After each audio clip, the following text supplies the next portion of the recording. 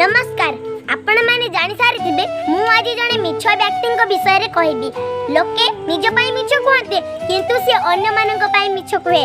से पर आम मां पिला दिन पाखुरु मार पाटीरु खाली मिछ आ मिछ सुनी सुनी मु बड़ हेबाकू बसिलेनी। सान बेले अजटा हेले मां कहे हेई बाघ आइला सोई पड़। मु भी आखि बिजुकी सोई पड़िली। बाघ थिला मिछ आउ राति रे कांदिली गीत गाउथिला। आज न मामू सरग ससी मकानु हाथ रे पड़े खसे। सतर कौन मार डाक जन शुणुला ना आसी मो हाथ रे खसी पड़ुला।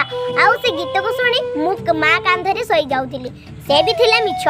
बेले बेले गेल करी कहूतिला मु तार धन सुना रूपा कही मते बुझे सुझे अझटे हेले मने नउथिला।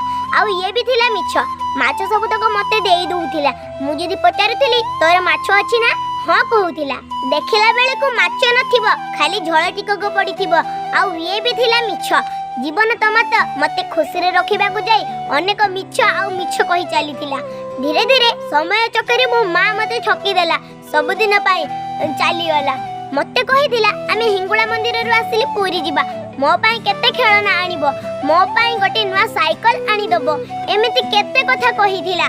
हेले से सब तार मिछ थिला।